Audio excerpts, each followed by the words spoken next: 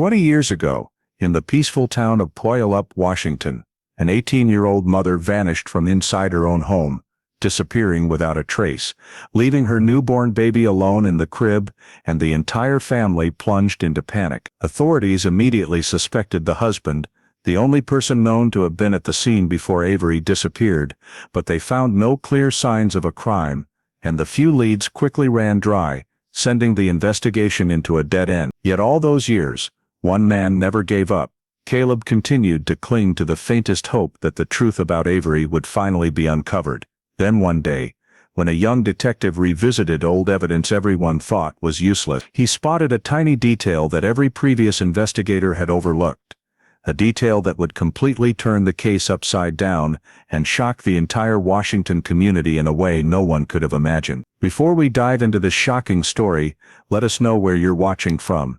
And if you enjoy this video, don't forget to subscribe so you won't miss the next cold case. Autumn 2003, the town of Puyallup, Washington was shrouded in damp chill and dim streetlights.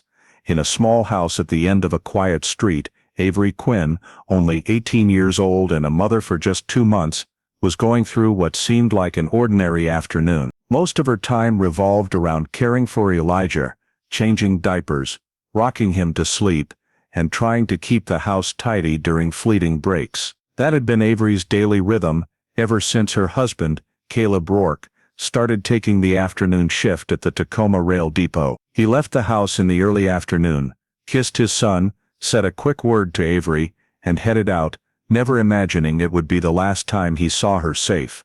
The sky grew dark as evening fell, and the house remained as quiet as ever. There were no signs Avery was in distress, no arguments, no one heard strange noises, just a calm afternoon, with a young mother managing alone with her 2-month-old baby. But that calm wouldn't last. When Caleb finished his shift and drove home late that evening, he expected to hear the baby crying, Avery's voice carrying from the kitchen, or simply the glow of light spilling from the living room window. But when he opened the door, the first thing that hit him was an unnatural darkness. The house was silent, empty silent, no sound of Avery's footsteps, no baby noises, no TV that she usually left on to break the quiet.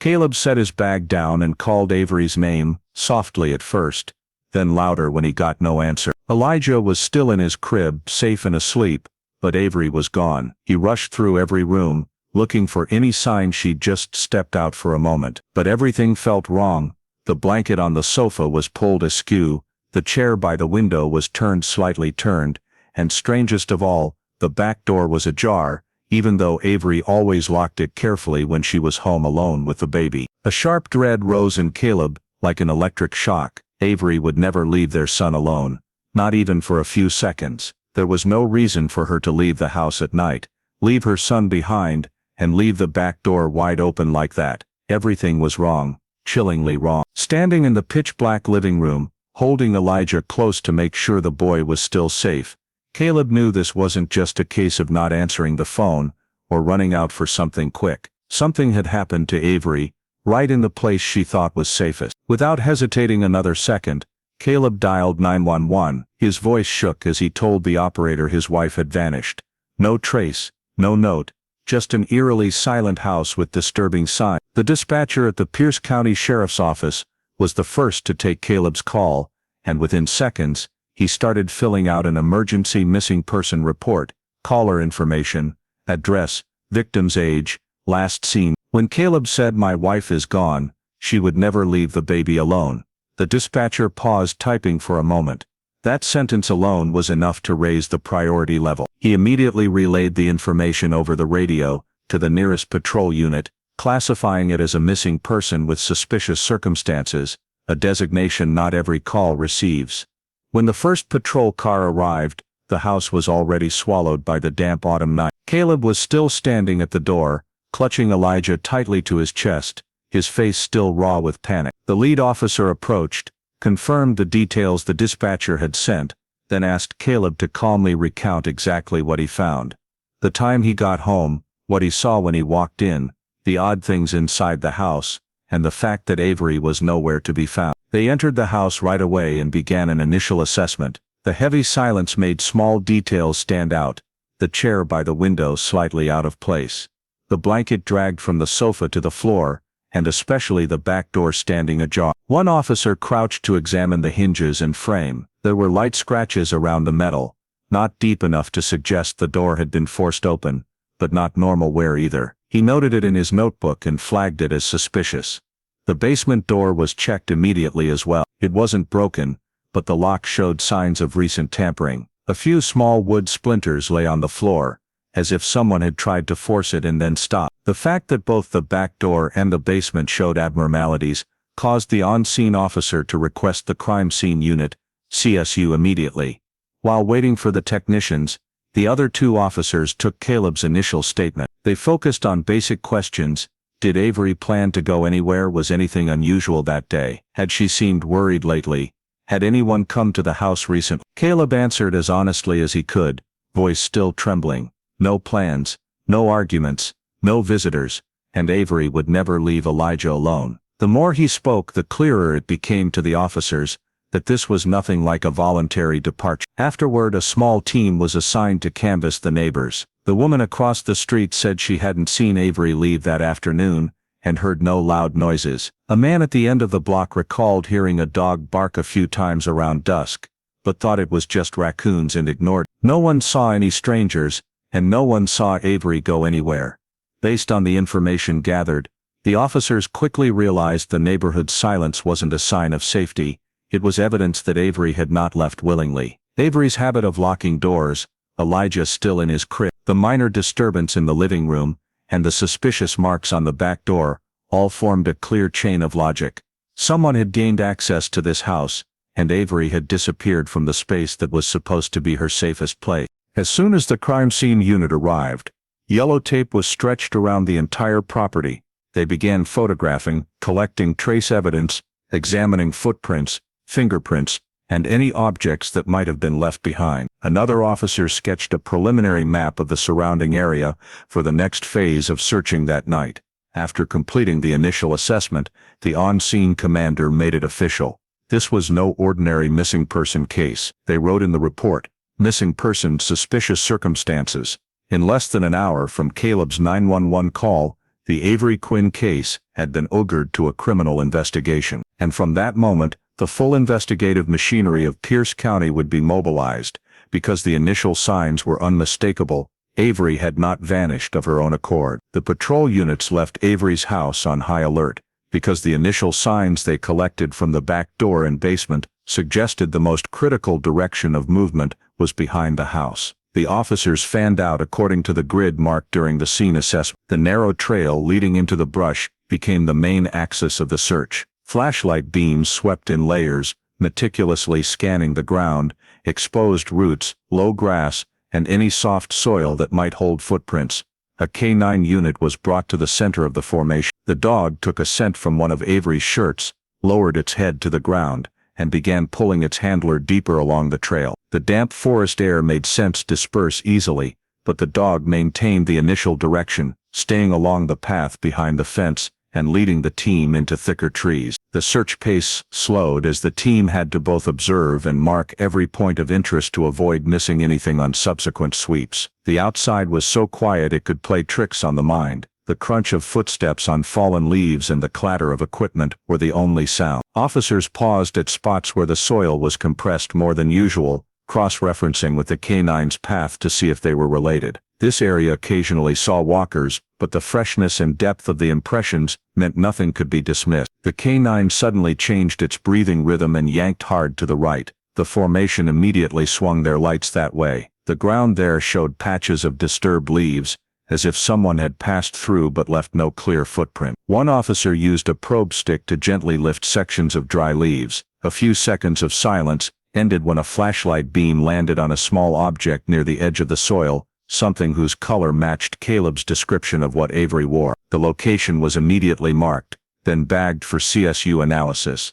This find reinforced the path from the back door out to the trail, and the search team widened the radius along the exact line the K9 was following. There weren't many visible signs, but the dog kept the same bearing even as the scent grew fainter. Some softer patches of ground forced the officers to examine every dark streak and small depression left by recent rain. The woods behind Puyallup aren't vast, but thick roots, Dense brush and crisscrossing trails create a complicated web. The team split into two groups, one staying tight with the K9, the other sweeping the flanks, so nothing off the main path would be missed. Every large bush was pushed apart and searched from the inside out for anything dragged, hastily hidden or discarded. The K9 began losing the scent deeper in the heavy woods. The handler had the dog recast in wide circles to check alternate direction. The same result repeated. The original line from the back door was the only one carrying Avery's scent, but it was thinning as if abruptly interrupted. The officers knew that kind of sudden scent loss usually means one of two things. Either the victim was transferred to a vehicle, or the perpetrator changed the surface they were moving on so scent could no longer adhere. The search team continued sweeping a wider radius around the point where the trail went cold. Every anomaly, freshly turned soil, broken branches, flattened grass, was flagged and catalogued. A few more small items were collected for testing, but still no clear sign Avery remained in the area. The deeper they went, the more obvious it became that this zone had no streetlights or signs of human activity. Some officers radioed the commander about expanding the search to secondary trails leading to drivable routes that would make it easy to move a victim farther away. The thick woods weren't just a blind spot in the dark. They branched off in multiple directions, making the perpetrator's escape route even harder to predict. The sweep lasted long enough that everyone understood the chances of finding Avery close to home had dropped sharp. Clearings, thickets, large tree trunks, all empty. No fresh footprints, no obvious evidence, no sound suggesting the victim was still there. The only solid clue so far remained the path leading from the back door into the woods, then into the forest. Not finding Avery wasn't the end. It was the beginning of a broader, more complex search. The woods behind Puyallup seemed to swallow every trace left behind, but the investigators knew the perpetrator's journey couldn't have ended there. They prepared to shift to a large-scale search at first light, expanding to the entire area bordering the forest and the major roads, because that dark trail leading out of the house was only the very beginning of the path that took Avery away. The search teams returned to the forest behind Avery's house at first light the next morning, expanding the grid exactly in the direction the K9 units had pulled the night before. Topographic maps were spread out, divided into search squares, with the trails leading toward the land near the Carbon River circled in thick marker. That direction wasn't far off the paths the teams had already covered, and remained within a reasonable radius, if the perpetrator wanted to move a victim out of the neighborhood without drawing attention. As the teams pushed deeper toward the riverbank, the trees began to thin, and the steady sound of flowing water from the Carbon River formed a constant background noise. One group of officers sweeping along the forest edge stopped dead when one of them spotted a patch of light-colored fabric caught on low brush. He signaled the team, then took a few more cautious steps, shining his flashlight through the foliage. Seconds later, the shape of a human body came into view lying on its side on the damp ground, not far from the riverbank. The area was immediately sealed off, and everyone on the team was ordered to freeze in place to avoid contaminating the scene. The team leader approached slowly and confirmed the identity from the family's description. It was Avery Quinn. Her clothing was soiled with dirt and slightly askew, not in the natural way of someone who had fallen, but as though she had been placed there. That was the first detail that told investigators this was likely not where Avery died. It was where the body had been dumped. Looking around the scene, officers noted signs that supported that conclusion. No evidence of a major struggle, no large areas of disturbed soil, and no obvious drag marks running from the woods to the river. Instead, there were a few nearby patches of lightly compressed earth in the pattern of individual footsteps rather than something heavy being dragged. That fit better with someone carrying or cradling the body to this spot and setting it down. The crime scene unit was called in immediately. When they arrived, every movement was excruciatingly careful. The area around the body was photographed from every angle. Soil samples were then collected from 3 locations: beneath Avery's back, around the head area, and from a soft patch of ground nearby. Those samples would later be compared with soil from inside the Quinn house and other suspect locations. On Avery's clothing, especially the collar and sleeves, there were distinct streaks of reddish-brown dirt that did not match the soil where the body was found. This was one of the key indicators that the body had been moved. In addition to the soil, CSU recovered several small fabric fibers caught on a low branch above the body. The color and material did not match anything Avery was wearing, suggesting they might have come from someone in close contact with her at the end.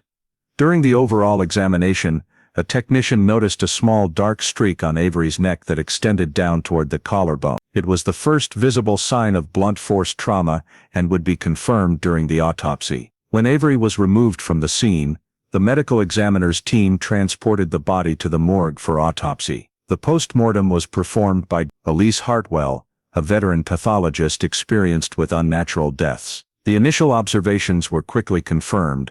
Avery died from strangulation, evidenced by bruising, petechial hemorrhaging, and soft tissue damage around the neck. She also had significant blunt force trauma to the head, causing subdural hematoma and some internal injury. There was no evidence of sexual assault, an important factor for understanding motive, but one that simultaneously broadened the investigation avenues, because it didn't fit many common offender profiles. Under Avery's fingernails, Hartwell recovered traces of red fabric fibers and small particles that appeared to be soil or dust from somewhere else. Those traces were carefully collected and sent for analysis to determine origin. Additionally, the body showed no signs of having been dragged any great distance. That matched the scene observations and further supported the likelihood that Avery was already dead when placed near the Carbon River. Once the autopsy was complete, the preliminary report was returned to the investigative team. The findings confirmed what police had suspected at the scene. Avery died before her body was taken to the Carbon River. The primary cause was strangulation. The blunt force injuries may have occurred before or during the attack, and would require further analysis to sequence. With the body recovered and cause of death established, Avery's missing person case officially became a homicide. The trace evidence collected, foreign soil, fibers that didn't belong to her clothing, signs of external trauma, became the first keys for investigators to start piecing together what happened to Avery after she vanished from her home. But nothing pointed to a perpetrator immediately, and every next step would have to build on the small details recovered from the Carbon River scene. The autopsy conclusions landed on the investigative team's table and made the air in the case room heavier.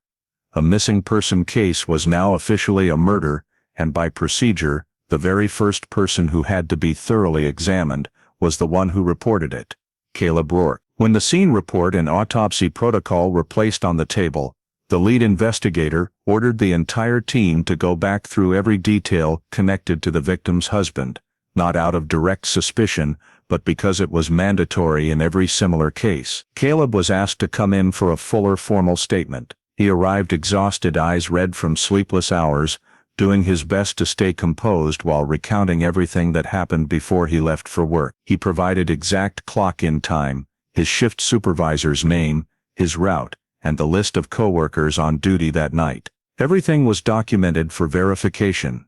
A subset of detectives immediately went to the Tacoma Rail Depot, where Caleb worked. Management quickly supplied the automated time clock data showing Caleb present exactly when he said he was. K-workers confirmed he never left his station during the shift. More importantly, the depot had internal surveillance cameras covering main areas, and when footage from the window of the disappearance was pulled, Caleb was visible the entire time, moving between the maintenance bay and the office as his job required. There were no suspicious gaps in the timeline. The drive route from the depot home was also mapped and analyzed. Caleb left on time, took the main roads, and showed no detours or unusual stops. Everything confirmed he could not have been home during the window the medical examiner estimated for Avery's death. With that evidence, investigators concluded Caleb had an airtight alibi and was removed from the suspect list. With Caleb cleared, the next avenue was the neighbor's report of a strange pickup truck seen in the area that evening. Though vague,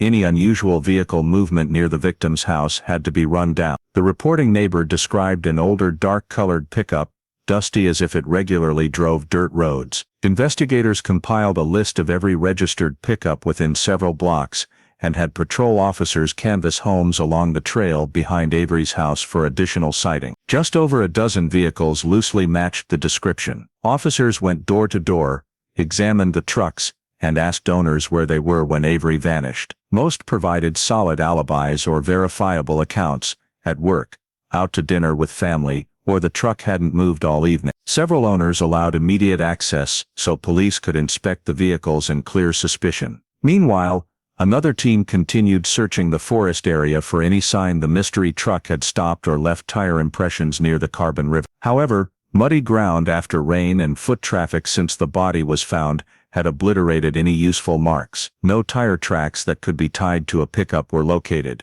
Beyond the neighbor report, police checked every available street and business camera in the vicinity. In 2003, the neighborhood had few public cameras, but a couple of stores on the main road had basic systems. Extracted footage showed plenty of traffic that evening, but no dark pickup matching the description, entering or leaving Avery's block during the relevant window. That was significant. A stranger's truck arriving close to the time Avery disappeared would almost certainly have been captured. After 2 solid days checking every matching vehicle owner and every usable camera angle, investigators reached a clear conclusion. The stranger in a pickup theory had no foundation. The reported truck was likely a misremembered detail, a foggy memory, or an unrelated vehicle that happened to pass at a sensitive time. With Caleb's rock-solid alibi and the stranger angle eliminated, the suspect pool shrank dramatically. The lead investigator directed the team to refocus on people who knew the victim or had access to the house and her routine. On that shortened list,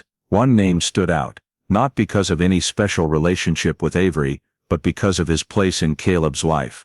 Damon Kessler, the close friend who showed up at family gatherings, who knew the layout of the house inside out, and who had been seen in the area in recent weeks. The investigation began to pivot, and Damon became the new center of gravity in the case. Damon Kessler's name started appearing far more frequently in case notes once the stranger theory was dropped away. He was hardly unknown to Avery and Caleb.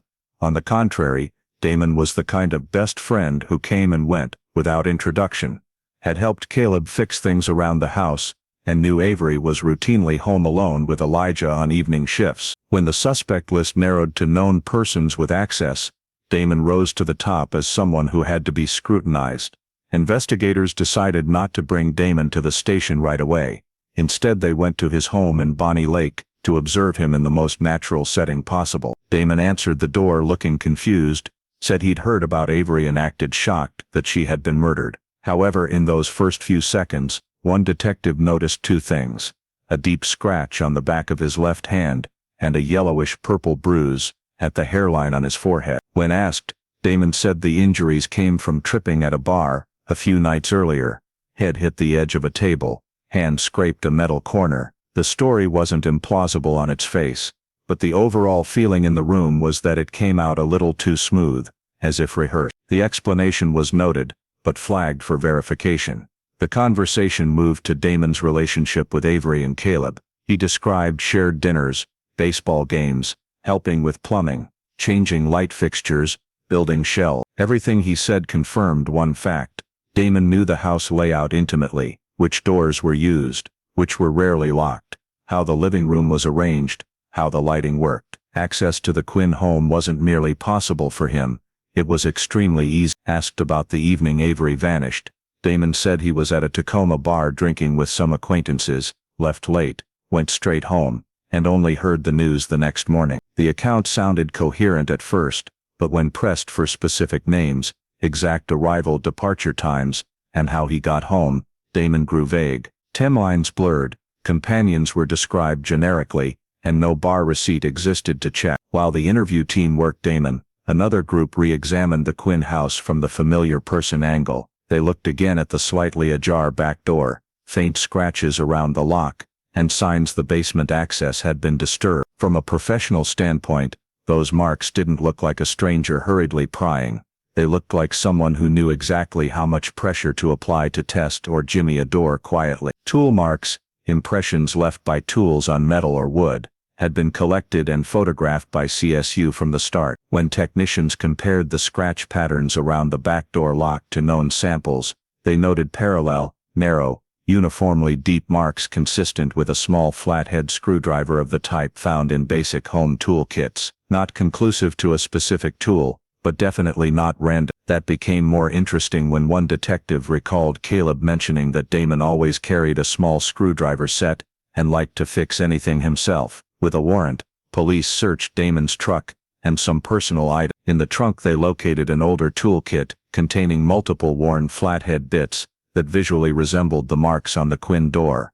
In 2003, tool mark comparisons still relied heavily on expert eyesight and microscopic photos rather than digitized database. Even so, The examiner concluded the groove pattern, width, and depth on the lock were compatible with the bits in Damon's kit. Compatible, however, was far from a definitive match sufficient for court. It remained circumstantial. It raised suspicion but did not tie the knot. Parallel to the tool marks, forensics continued work on other evidence. The red fibers recovered from under Avery's fingernails and from the branch above the body underwent preliminary analysis. They were synthetic fibers typical of heavy flannel shirts or jackets. When asked about his usual clothing, Damon admitted he owned a dark red jacket he wore in the evenings. He said he hadn't worn it in a while, yet when detectives asked to see it, it took him several minutes to find it in the closet. The jacket had several tears, especially at the cuff. Forensic technicians took fiber samples from the jacket for microscopic comparison.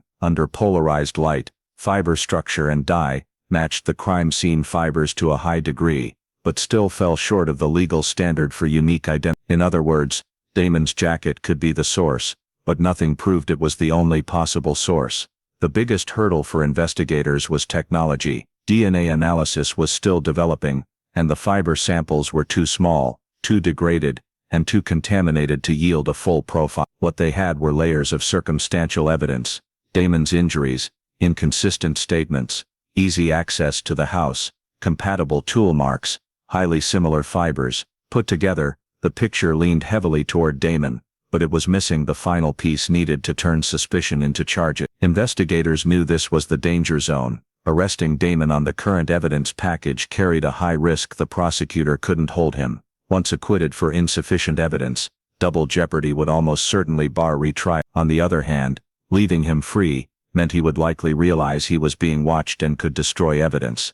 In the end, the decision was to keep Damon Kessler as the primary person of interest without arrest. His file was flagged top priority in the Avery Quinn case. Detectives documented every known associate, workplace, hangout and every repair job he had ever done for the Quinns or neighbors. Though they lacked grounds for an arrest warrant, everyone on the team felt the same thing. If anyone on the list deserved another hard look, it was Damon Kessler. And as the forensic leads began to stall with no further progress, the quiet fear that the case was sliding toward cold status started to settle over the investigation room. The forensic examiners had done everything possible to extract more information from the fabric fibers, the scratch marks on the lock, and the foreign soil clinging to Avery's clothing. But everything stopped at consistent, possible, or cannot be ruled out. No single trace was strong enough to directly tie Damon to the scene or the exact time of Avery's death. In the early 2000s, DNA analysis capabilities were still limited, especially with degraded, contaminated, or extremely small samples. The red fibers under Avery's fingernails were considered the most critical evidence, but every attempt to extract DNA failed. The Carbon River scene had been saturated with water. Damp soil and organic matter had distorted all biological material. Final efforts to pull a usable fingerprint from any item also came up empty. The investigation team held one last meeting before sending the report to the prosecutor's office. They went over every piece again: unclear motive, no witnesses, no cameras, no tire tracks, no distinctive movement patterns at Carbon River that could link anyone to Avery. The suspicions around Damon remained obvious, but every point could be easily countered by a defense attorney. No direct evidence. The phrase was repeated so many times that the whole team fell silent when the lead investigator said it again. By the end of 2003, the Avery Quinn file was closed with the status insufficient evidence to prosecute. Damon was never charged. Caleb returned to a life that had been torn apart but continued to cooperate with police whenever asked. And Avery became one of those victims whose forensic conclusion was clear, yet the path to the killer was murkier than the dark forest where her body was found. In early 2004, the Avery Quinn case was officially moved to the Pierce County Cold Case List, a list that was already long, now lengthened by one more name that every investigator understood had not been abandoned due to lack of effort, but because there was simply nothing left to follow. The file was placed in storage, assigned a case number, and clearly noted with the primary suspect but lacking legal grounds to proceed. From 2004 onward, the case was periodically reopened during the Cold Case Unit's routine reviews. New detectives read every page again, cross-checked with updated forensic technology, and tried a few new methods to pull trace evidence from the fibers or scratches. But each time hope rose, the lab reports came back the same: unable to extract, unable to match, unable to identify. At times tips came in through the hotline. Someone saw a strange pickup truck in the forest area again.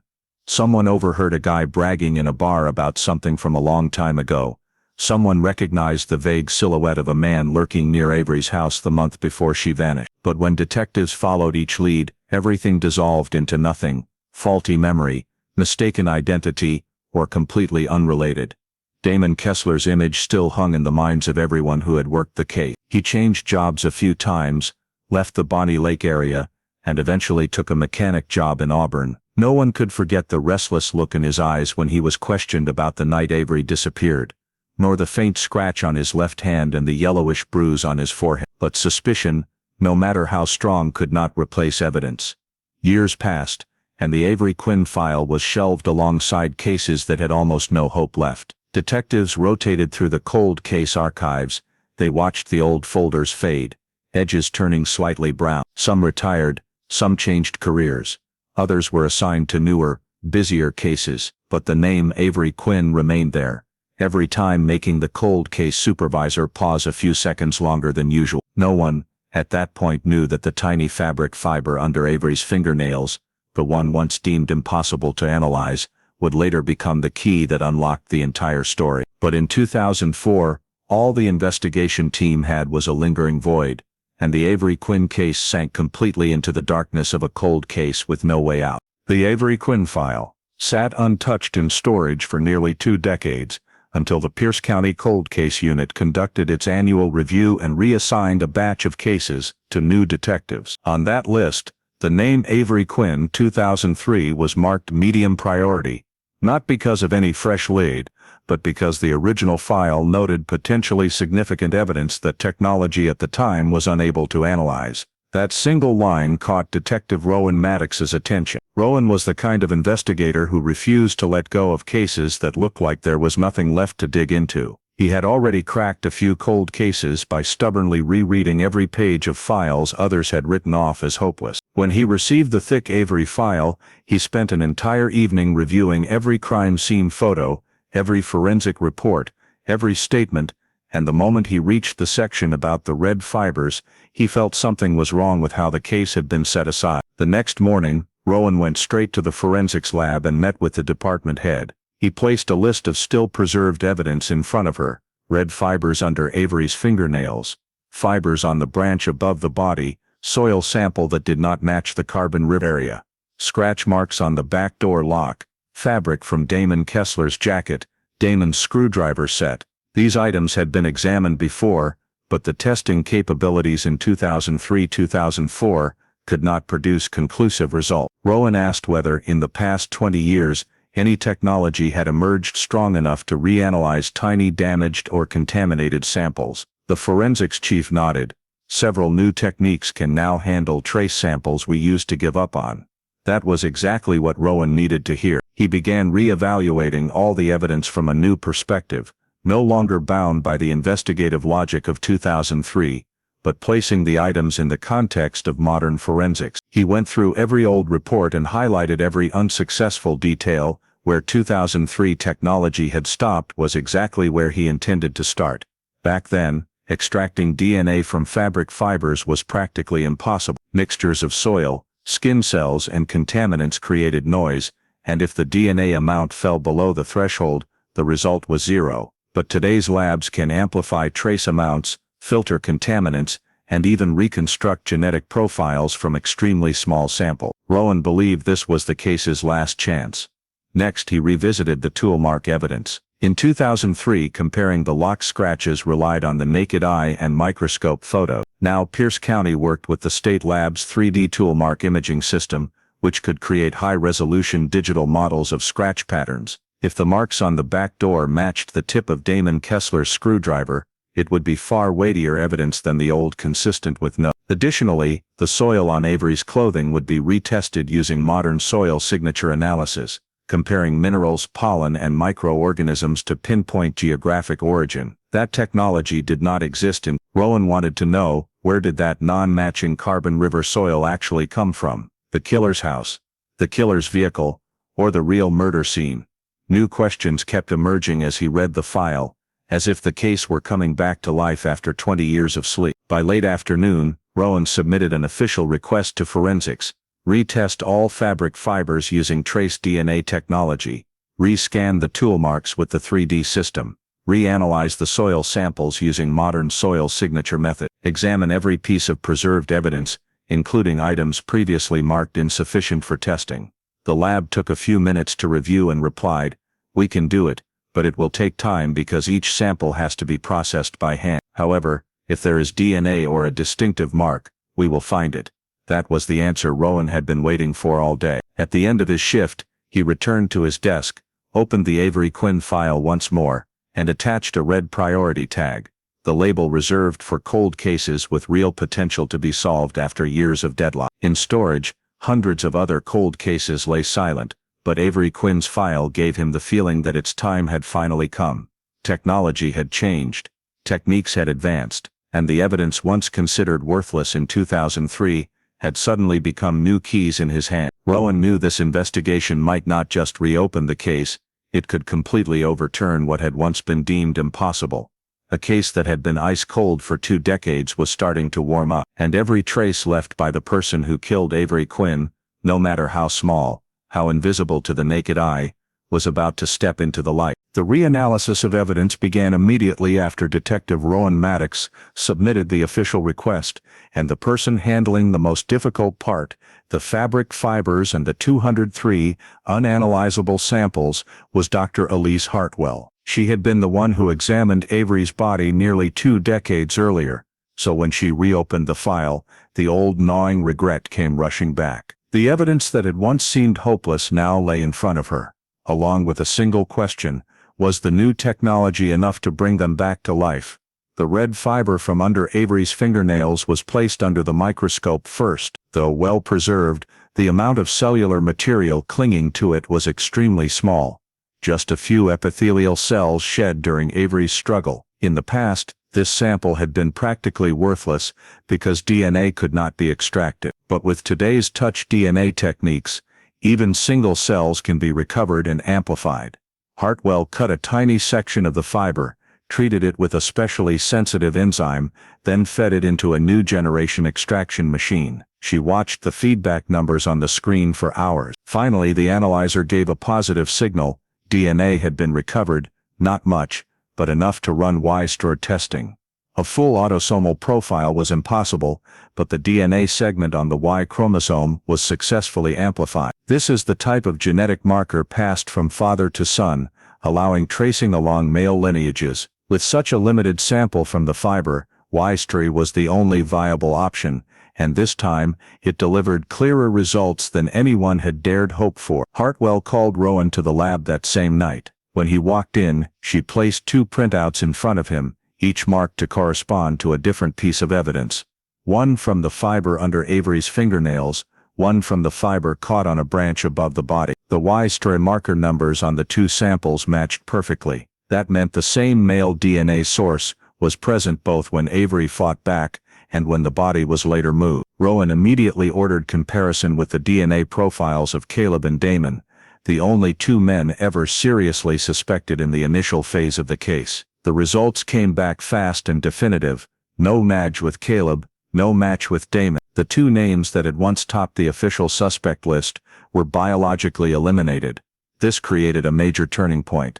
For 2 decades the investigation had revolved around Damon Kessler, from his unexplained injuries to his access to Avery's home. But everything was now reduced to mere correlation rather than evidence. The Y-store DNA had proven he was not the person who touched Avery in her final hour. Rowan stared at the Y-store marker table, the numbers unique to each male family branch, and knew that even without a full profile, this data was enough to open a door the case had never had a chance to walk through into. With Y-store they wouldn't find the killer's name right away, but they could find the lineage, the men who shared a common ancestor, the family branches with similar genetic structure. When Hartwell confirmed the recovered markers were clear enough to upload to genealogical databases, Rowan immediately sent the profile to the state's genealogy support unit, and a partnering lab specializing in male line relative tracing. What happened next no longer relied on footprints, physical evidence, or witness statements.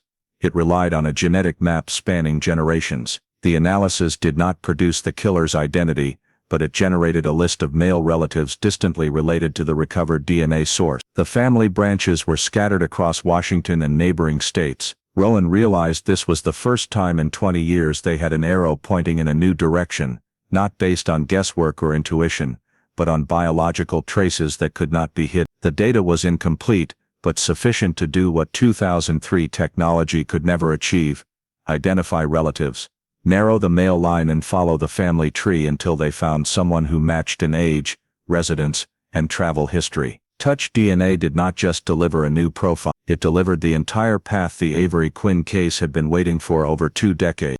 The Touch DNA results obtained by Dr. Elise Hartwell were immediately forwarded to the state's genetic genealogy analysis team. From a Y-star profile that had seemed too small to be useful, they began reconstructing male family trees that could be linked to the DNA source found on Avery's fibers. This is meticulous work, sometimes taking weeks, because Y-star does not identify an individual, it identifies an entire paternal lineage, men who share a common ancestor through the male line. Tens of thousands of genealogical records were fed into the analysis, cross-referenced with the matching markers. The automated system filtered out unrelated branches, gradually narrowing down to families whose repeating patterns matched the killer's each surname, each cluster of males, each residential area was mapped. When the rough family tree was complete, the genealogy team sent it to Rowan with a short note. There is one branch in the database with a direct link. Rowan opened the file, looked at the surname printed in bold, and stood silent for several seconds.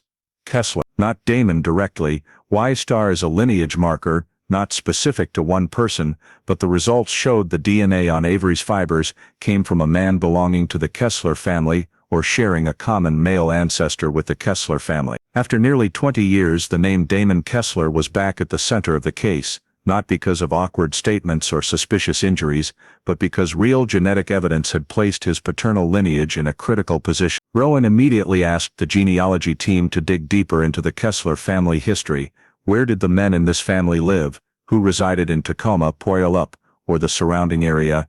Who among them was the right age, had access to the forest area, personality traits, behavioral history, and most importantly, who was geographically able to reach Avery's house? Within 48 hours, the genealogy team sent a preliminary list of 12 men from the Kessler paternal line going back 2 generations, including cousins, uncles and distant cousins' sons. Not all lived in Washington, but 3 had resided in Pierce County, and Damon was of course on the list. But he was no longer the only suspect, he was now part of a larger genealogical structure. Rowan looked at the list, and instead of the vague investigative trail of 2 decades ago, this time he had a network of names that could be verified by cross-checking 2003 residency records, employment records, travel patterns, and especially collecting DNA from each individual to eliminate branches one by one. Damon could not be excluded, but neither could he yet be confirmed. That meant he returned to prime suspect status, but in a completely different context.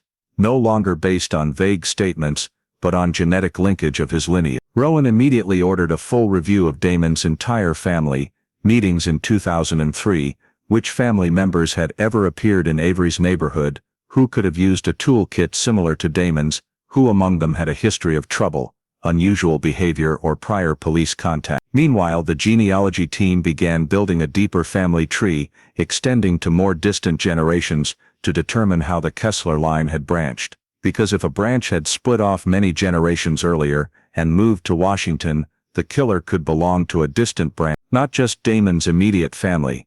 From that complex tree, Rowan marked the highest priority individuals for follow-up. The final list contained 8 men, including Damon and 7 other members of the Kessler male line who had lived, worked or been present around Pierce County between the late 19th. Each name was run through criminal databases, DMV records, historical address maps, old addresses, workplaces, acquaintances, and timelines of their presence in the Puyallup area. Several names were quickly eliminated, either because they were out of state in 2003, or because their DNA could not match, due to belonging to a different distant branch. The list of 8 became 5, then finally 3, and among those 3, Damon Kessler remained the name that could not be eliminated. His position in the lineage was close, his residency history matched, his relationship with Avery and Caleb was clear, Everything pushed him back to the exact center of the investigation. But this time not because of an investigator's hunch, not because of suspicious injuries, not because of inconsistent statements,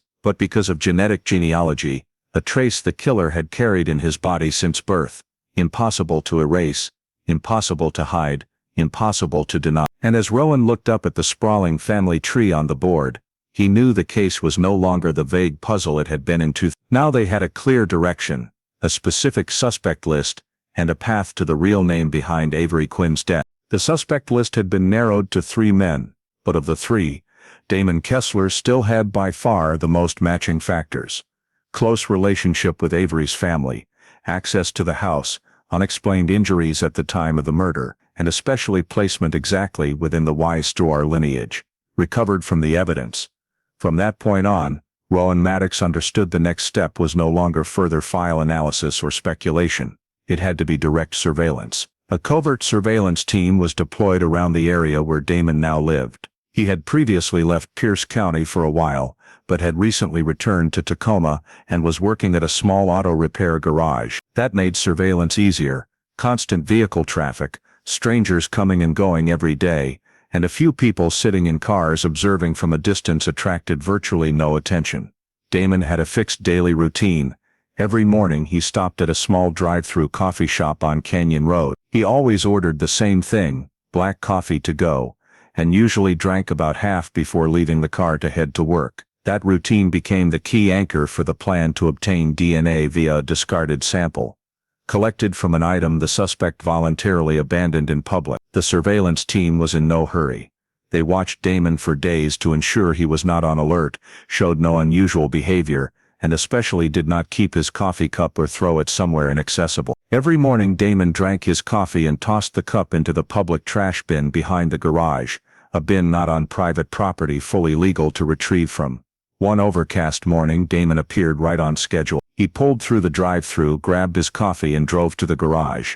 The team waited until he went inside. Minutes later, an investigator wearing a baseball cap and workers' coveralls to blend in walked to the trash bin. Inside was the paper cup still bearing coffee stains on the rim and the plastic straw Damon had just used. He placed the cup into a sealed paper evidence bag, following full chain of custody protocol.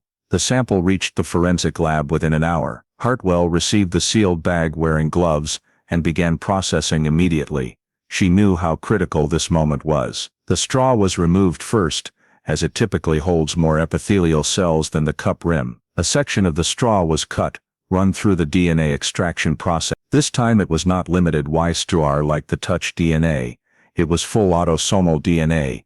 The sample on the straw was large enough to generate a complete profile. The analyzer ran silently for hours. When the first line of results appeared on the screen, Hartwell paused for several seconds, then called Rowan in a grave voice. "You need to get to the lab now." Rowan arrived in 10 minutes. Hartwell handed him the comparison printout on the left, the Wise-Struar profile from the fiber under Avery's fingernails, on the right the autosomal DNA from Damon's straw. The comparison columns running down the page showed marker numbers matching perfectly, and in the Wise-Struar portion, the markers were an absolute match. No longer just compatible. No longer doubt. No longer a possibility explainable by genealogical coincidence, but a direct match between Damon Kessler's DNA and the male DNA left on Avery's body. Rowan was silent for several seconds, his hands clenched. 20 years, hundreds of hours re-examining files, countless times believing Avery's case would remain forgotten forever. And now the answer was right in front of him. He asked Hartwell to double-check the process one more time, but she shook her head.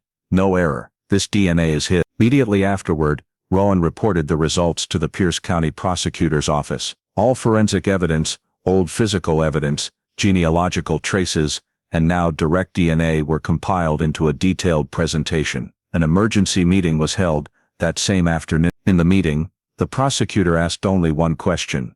"Are we certain this is the only foreign DNA present on the victim?" Hartwell answered without hesitation.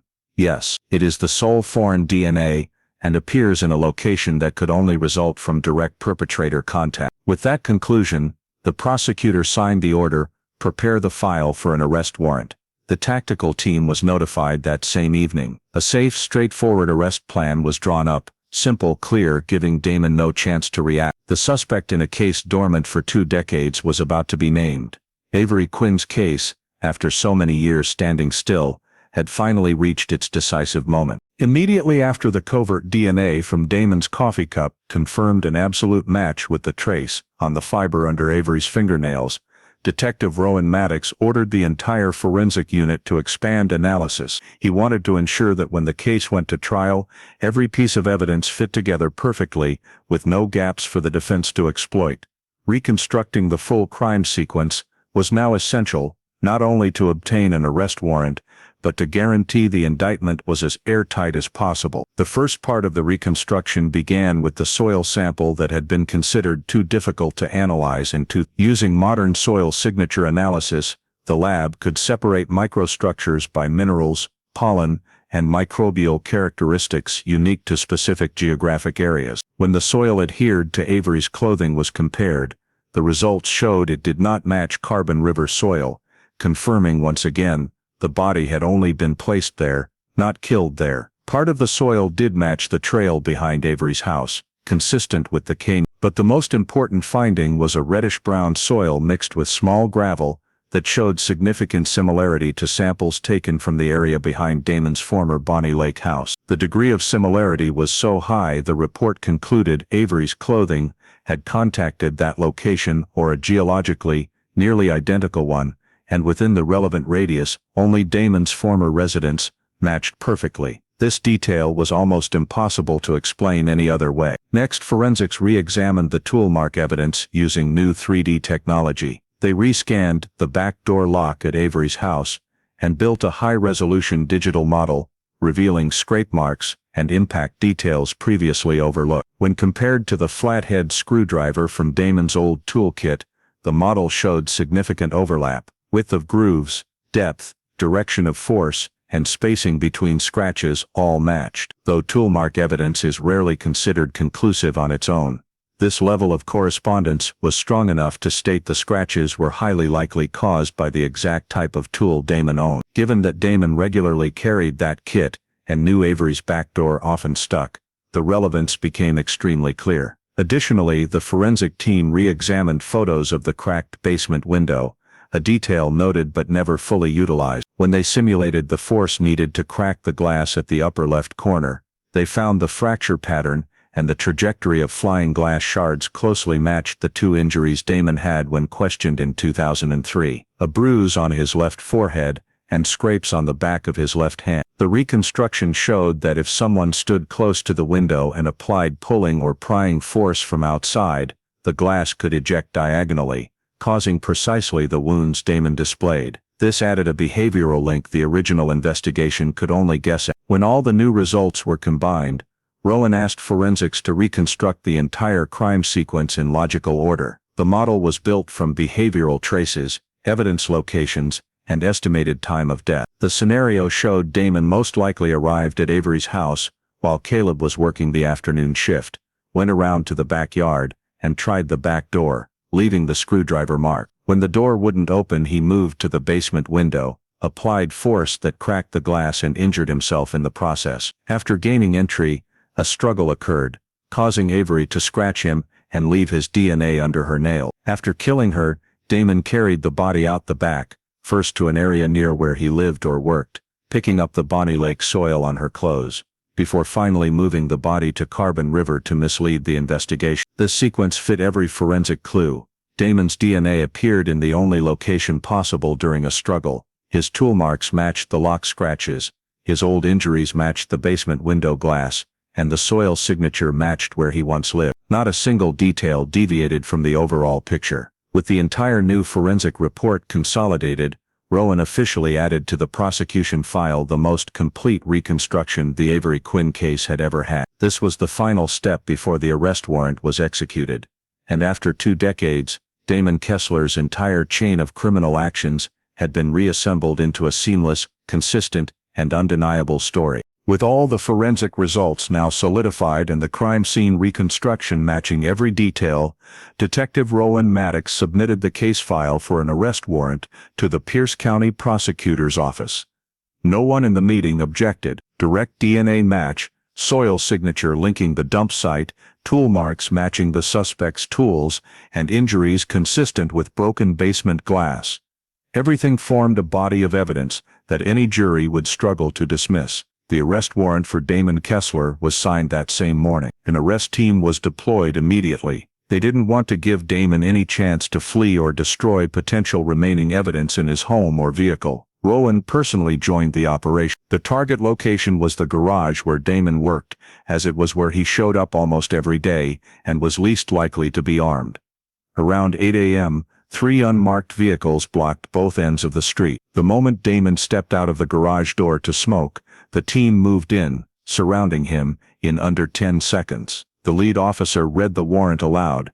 Damon Kessler, you are under arrest for the murder of Avery Quinn. Damon's face froze. He stood unnaturally still, no resistance, no attempt to run, just staring at the officers as if he couldn't believe this was happening. When handcuffed, Damon said only one thing: I want a lawyer. He invoked his right to silence from the very first minute, a reaction that didn't surprise Rowan. Someone who had committed a crime for 2 decades and believed time would protect him usually had defense scenarios ready in his head. Lack of resistance didn't mean innocence.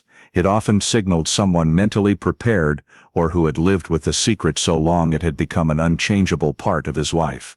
After Damon was placed in the car, the search team entered his workplace. The garage was full of equipment and metal items, but none matched the exact era of the crime since many tools had been replaced over the years. Still, they recovered several notable supplementary items: a few old dark red flannel shirts, similar to the fabric fibers recovered from under Avery's fingernails, an old tool kit containing a set of screwdrivers with one flathead tip, unusually worn, and some old personal items stored in a bin, including Kessler family photos, items that could support the genealogical analysis in the file. Damon's home was searched simultaneously under a separate warrant. The small bedroom and storage area in his private garage contained numerous older tools, including several items that had been noted in the 2003 file as potentially compatible. Investigators photographed everything, seized every item of analytical value, and transported them to the forensics lab. Though no one expected pristine trace evidence after 20 years, any correlative point would still hold legal weight at the upcoming trial. While the search teams worked, Rowan went to the interrogation room where Damon sat in front of the cold metal table. He didn't look up when Rowan entered. His cuffed hands rested on his chest. His eyes showed no panic, only a strange weariness, like someone who had been waiting for this day, but never truly believed it would come. Rowan introduced himself, placed a thick case file on the table, and stated clearly, "We have your DNA at the scene. We have soil from your old property on Avery's clothing. Tool marks from the back door match your tools, and your 2003 injuries match impact with the basement window glass." Damon said nothing. No shake of the head, no denial, just closed his eyes for a few seconds, then opened them and repeated, "I want a lawyer." His silence didn't complicate the case. The scientific evidence was already conclusive, but it told one thing: Damon knew he had no way out. Innocent suspects usually react strongly, deny, explain. Those who know they've been caught right typically go silent immediately. After the interview ended per procedure, Rowan left the room to continue preparing the file for transfer to the prosecutor. The job was no longer about finding the killer. It was about assembling the evidence into a logical sequence. Direct DNA match from the straw, Y-star from original evidence matching the Kessler male line. Soil signature placing Avery on Damon's former property. Tool marks on the back door consistent with tools Damon once used. 2003 injuries consistent with basement glass impact. Forensic reconstruction matching the entire chain of actions Damon could have committed. Everything was packaged into an indictment over 100 pages long. A file the prosecutor described as the most completely revived cold case in Pierce County history. By the end of the day, Damon was transferred to jail under a no-bail hold. Media began reporting the arrest of a suspect in the Avery Quinn case after 20 years, and the Tacoma area community buzzed because the name Damon Kessler wasn't entirely unfamiliar to many. For Rowan, the hunt for the killer was complete, but the legal journey was just beginning, and with such a robust forensic file, he knew the prosecution would have every foundation needed to bring Damon Kessler to trial, where he would finally face the truth he had evaded for 2 decades. With Damon Kessler arrested and in custody, Detective Rowan Maddox's work shifted to an equally critical phase, preparing the prosecution file for transfer to the Pierce County Prosecutor's Office. This was the step where every forensic detail, every expert conclusion, every document collected over 20 years had to be arranged into a seamless chain of reasoning, airtight enough to leave no gaps when presented to the grand jury. Rowan started with DNA, the strongest piece and the backbone of the entire case. He laid out the lab reports in exact order. First, the YS2R profile from the fabric under Avery's fingernails, then the YS2R from the fabric on the branch, followed by the comparison showing they matched and came from the same male source. Then came the key point, the autosomal DNA profile obtained from Damon's discarded straw, matching perfectly with the YS2R traces and confirming Damon as the sole individual who left biological material on Avery's body. The DNA chain was placed precisely in the file, not just as strong evidence, but as the foundation linking every other piece. Prosecutors reviewed every comparison chart, every genetic marker, every amplification result. They demanded cross-checking of the chain of custody process to ensure samples were lawfully obtained and free from cross-contamination. Every standard was fully met. Once the DNA was confirmed lawful, prosecutors moved to evaluating the consistency of the physical evidence. They reviewed the soil signature, dirt on Avery's clothing, proving the body had contact with the ground behind Damon's old house. They reviewed the tool mark, 3D model of scratches on the back door lock, matching the wear pattern of a flathead screwdriver from Damon's kit. They reviewed the injury reconstruction report, proving Damon's 2003 bruises and scratches were consistent with broken basement window glass. Individually, any one of these might not suffice. Together, they formed an unbreakable forensic loop. Prosecutors called it a closed loop. Each piece of evidence supported and reinforced every other piece. One of the most heavily discussed points was the legality of genetic genealogy. Prosecutors wanted certainty that using YS2R and genealogical analysis to narrow the suspect pool complied with Washington state law. Rowan explained the process. YS2R was not used to directly identify Damon, only the lineage afterward.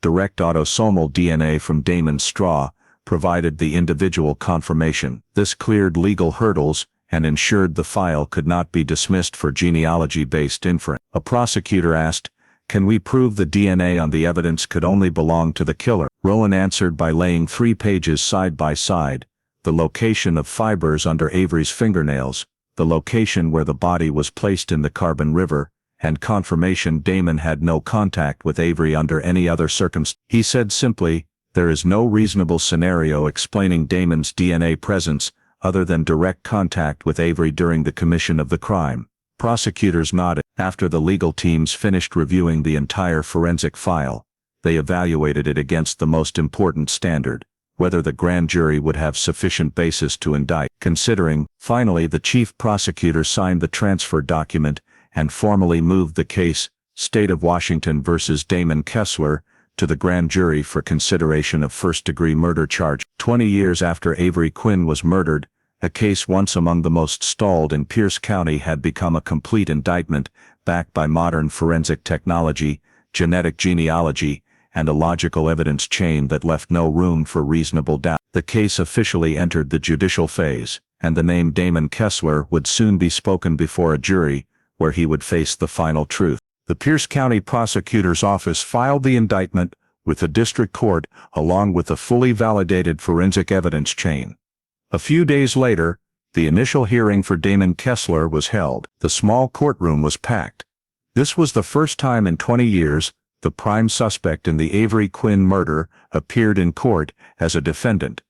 Damon entered in an orange jail jumpsuit, wrists cuffed, eyes still carrying the same quiet demeanor he'd shown since arrest. Beside him was the defense attorney hired by his family, an experienced lawyer in complex forensic cases. Almost immediately, the attorney raised his primary objection: genetic genealogy. The lawyer argued that using YS2R to narrow the suspect pool down to Damon constituted a violation of genetic privacy and inference based on genealogy that cannot identify an individual. He stressed that the legal foundation for genealogical DNA remained controversial in some states and claimed investigators had misapplied methodology to target his client.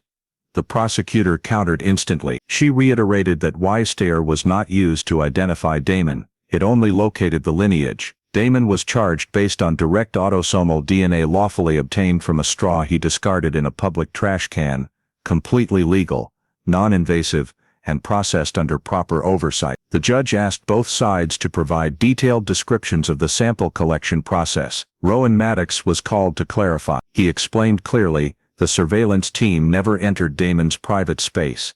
The paper cup was retrieved from a public trash can behind the garage. The sample was sealed, transferred under proper chain of custody, and every testing step met state lab standards. After hearing this, the judge asked the defense attorney directly, "Are you objecting to the collection method of the direct DNA sample, or only to the use of genealogy as an investigative lead?" The attorney had to concede that collecting DNA from an item discarded in a public place violated neither federal nor state law. He continued to argue that the genealogical search could bias the investigation, but the prosecutor immediately emphasized, genealogy did not create evidence. It only directed the investigation so that direct evidence could later be obtained, and the direct evidence was Damon's DNA matching the fibers on Avery. The judge listened to both sides for over 20 minutes before making his first ruling. Genetic genealogy was not used to identify the defendant in this case. The case rests on direct DNA obtained by lawful means, and that is highly probative evidence. There is no procedural violation. After the DNA portion, the court reviewed the pre-collection surveillance process. The defense attorney tried to claim Damon was excessively monitored or targeted with bias, but the prosecution laid out the chain of suspicion, physical evidence, and crime scene reconstruction, all pointing back to Damon Kessler, even before genealogy techniques were employed. The judge then requested a brief review of additional forensic elements, including soil signature, tool marks, and old injury. Without diving into technical depth, he confirmed these items further bolster the foundation of the charges, and showed no indication of impropriety in collection or analysis. At the end of the hearing, the judge ruled, based on the evidence presented, the court finds the indictment legally sound and sufficiently strong to proceed to the grand jury. Trial will be scheduled in the coming docket. Damon's attorney objected and asked the indictment be dismissed immediately, but the judge denied the request. He stated that detailed arguments belonged at the full trial, not the preliminary hearing. Before adjourning, the court set the grand jury date and upheld the no-bail detention order, citing the severity of the charge and flight risk.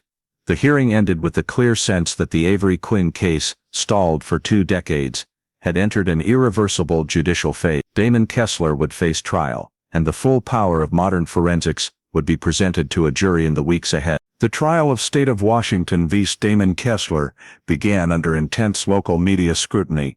After 20 years, a case once considered completely stalled had finally reached the final judgment phase. The prosecution entered the courtroom with one single goal: to show the jury that every piece of forensic evidence, no matter how tiny or invisible to the naked eye, fit together into an undeniable logical chain. The defense, meanwhile, prepared a strategy centered on attacking the randomness of touch DNA and casting doubt on evidence collection procedures. In the very first session, Prosecutor Deborah Martin stood before the jury and delivered a concise, yet powerful opening summary. She began with touch DNA, the puzzle piece that reopened the entire case. She explained how the fabric fibers under Avery's fingernails and the fibers on the tree branch had been reanalyzed with modern technology, yielding a stable Y-star profile. Then she connected it to the autosomal DNA taken directly from the straw Damon discarded, showing a perfect match. At that point, the jury already held the most critical piece in their hands. As soon as the prosecution finished the DNA portion, the defense immediately objected. Damon's attorney told the court that touch DNA can appear randomly, that the DNA on the fibers was too scant to be conclusive, and that secondary transfer DNA sticking to an intermediate object and then transferring to Avery cannot be ruled out. He asked whether forensics could guarantee Avery had never touched anything Damon had used earlier, an argument commonly heard in modern touch DNA trials. The prosecution did not respond immediately. Instead, they called their forensic expert, Dr. Elise Hartwell, to the stand. Hartwell explained in clear, accessible, yet scientifically weighty terms. She described touch DNA not as random floating DNA, but as epithelial cells lodged deep under the victim's fingernails, a location that only appears with direct contact, and usually during a struggle. She emphasized, "There is no evidence Avery ever touched any object belonging to Damon after he used it, but there is clear evidence she fought her attacker." When defense counsel asked, "Are you certain that DNA wasn't transferred through an intermediate object?" Hartwell answered firmly, "No. The location where the DNA appeared and the quantity recovered indicate it came from direct contact. No intermediate object could produce this DNA pattern." After DNA, the prosecution moved to supporting physical evidence. They called a soil signature expert to the stand. The expert presented a detailed comparison chart showing that the soil on Avery's clothing did not match Carbon River at all. Then came the crucial part. The reddish-brown soil matched the exact area behind Damon's tooth. There is no reasonable explanation for soil from that location to be on Avery's clothing, she said, unless she had been taken there, or had direct contact. The defense tried to counter that reddish-brown soil could be found in many other places. The soil expert immediately produced the Pierce County geological map, showing that this specific soil type existed only in a very narrow zone, and within that zone, only one location was connected to anyone Avery knew: Damon's old house.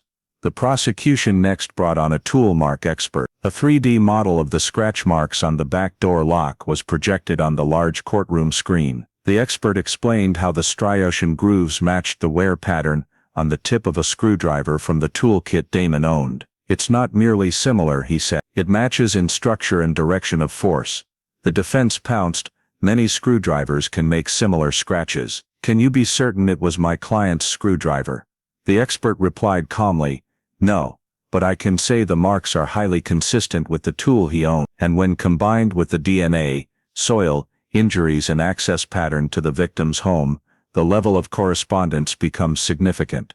One key point the prosecution did not overlook was Damon's old injuries. They called the original investigator, who documented the forehead bruise and knuckle abrasions on Damon's left hand and tooth. When compared to the reconstructed basement broken glass model, the injuries matched perfectly. The prosecution let the jury see and compare for themselves, and in the few seconds of silence that followed, the match spoke for itself. To close their presentation, Prosecutor Deborah Martin introduced a forensic reconstruction video simulating the entire crime sequence.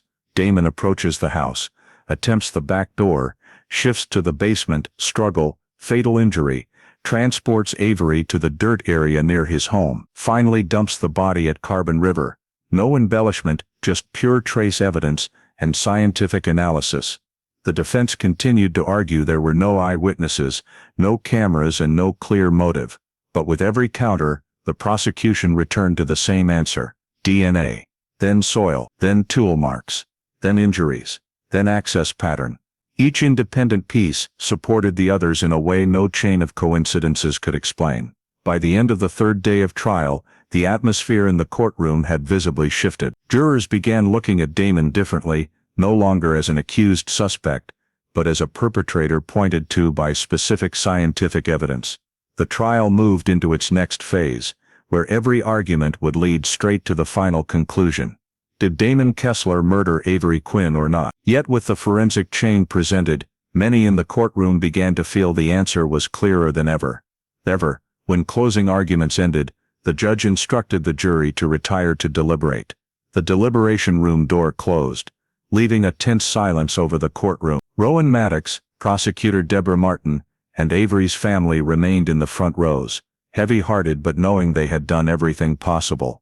Now the fate of the trial rested entirely in the hands of 12 people. Inside the jury room, forensic documents were stacked in neat piles, every piece of evidence flagged and annotated. The jury started with DNA, the strongest evidence. They reviewed the Y-star comparison from the fibers under Avery's nails and on the branch, then the matching autosomal profile from Damon's discarded straw. One juror said, "This isn't coincidence, this is confirmation." Others nodded. They moved to soil signature. The dirt on Avery's clothes did not match Carbon River or the woods behind the house. It matched the patch behind Damon's old 2003 residence. Someone asked, Could that soil be anywhere else? The answer came from the geological map presented at trial. That soil existed only in a very narrow band, and it precisely overlapped the place Damon lived in 2003. No one could find another reasonable explanation. The jury turned to the tool mark. The 3D model showed scratches on the back door lock, identical to the distinctive wear on the screwdriver tip from Damon's kit. One juror recalled the defense claim. They said any screwdriver could do it. Another responded, "No, this isn't similar. This is characteristic wear, and it matches exactly the type Damon used."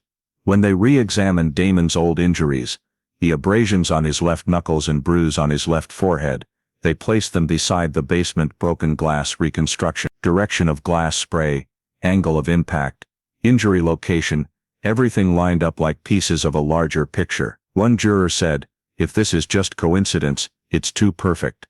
They reviewed the crime scene reconstruction. Every prosecution hypothesis was grounded in forensics.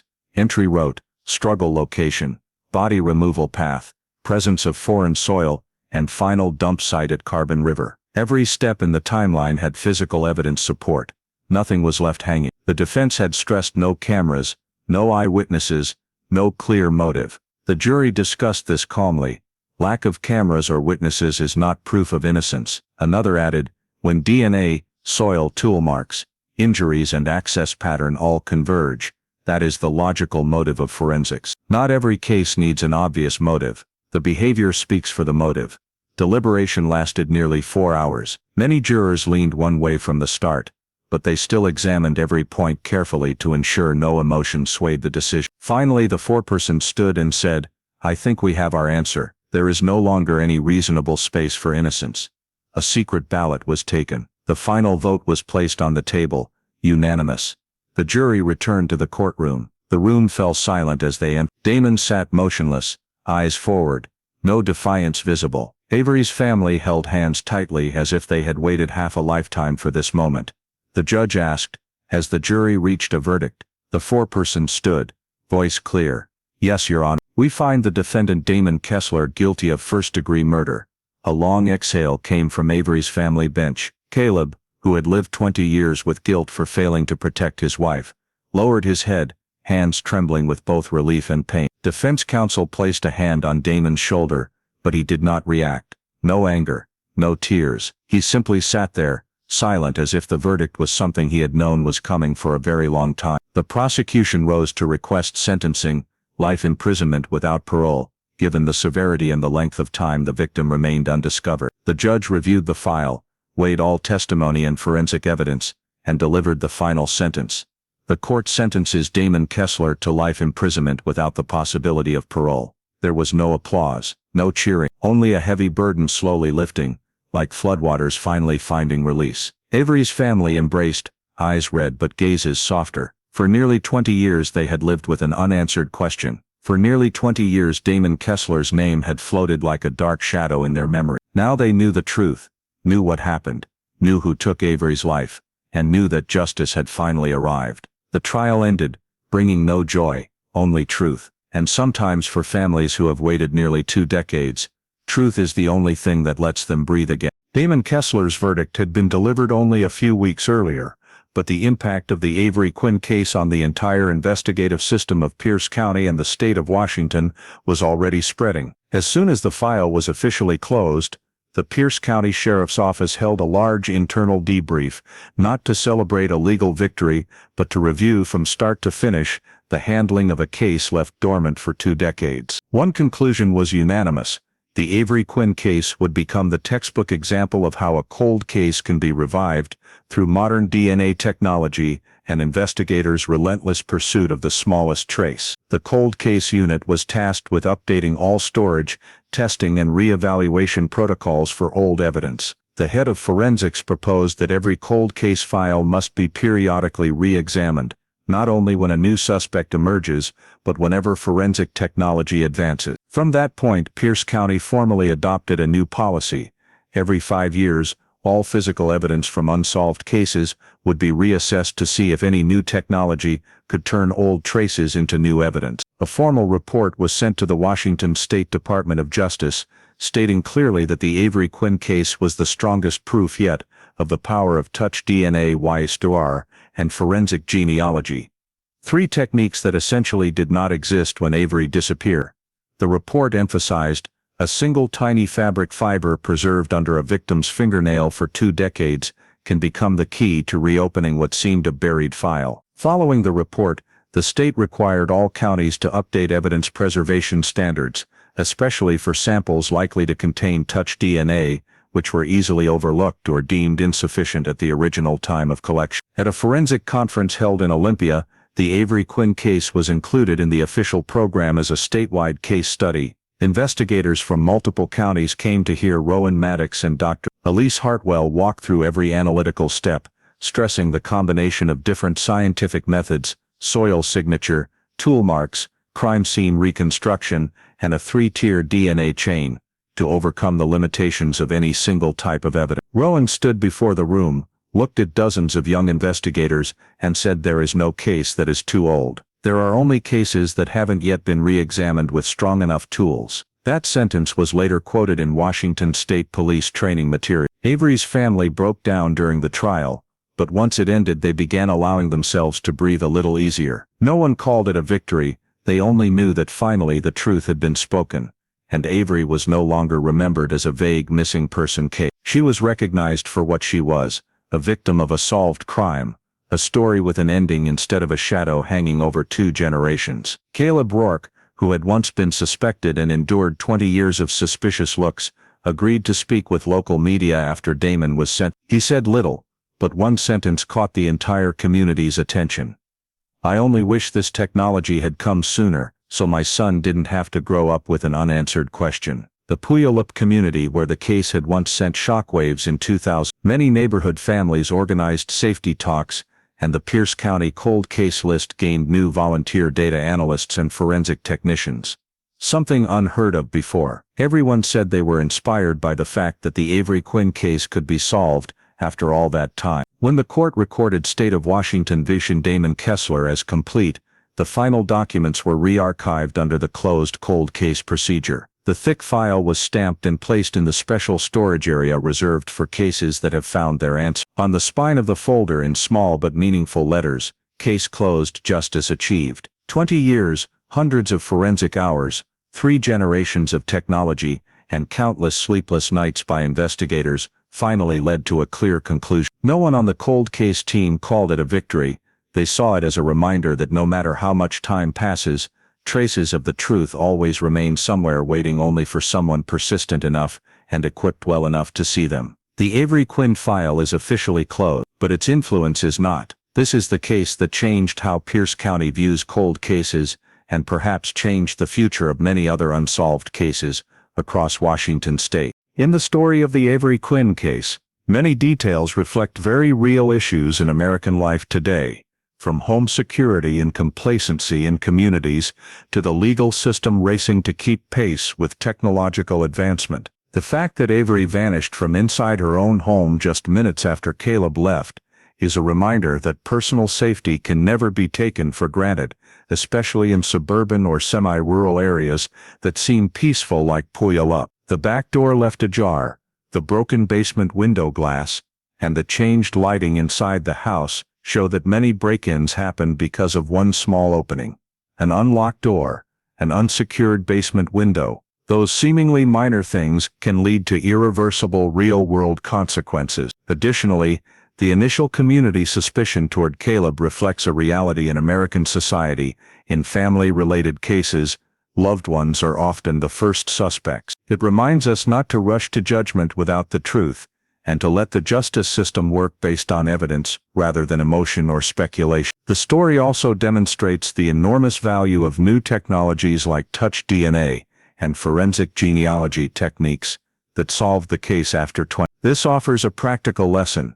Science and technology do not just serve modern life. They are powerful tools for delivering justice to those who have lost their voice. Finally, from the tireless efforts of Detective Rowan Maddox and the Cold Case Unit, we see that persistence, whether in work, family, or community, always has value. In today's fast-moving America, the Avery story reminds us that justice sometimes arrives late, but it does arrive when people refuse to abandon the journey toward truth. Thank you for joining me throughout the entire journey of solving the Avery Quinn case. If you want to keep following cold cases told with an authentic and in-depth perspective, please remember to subscribe to the channel. See you in the next video, where we'll continue exploring mysteries that have slept forgotten for decades.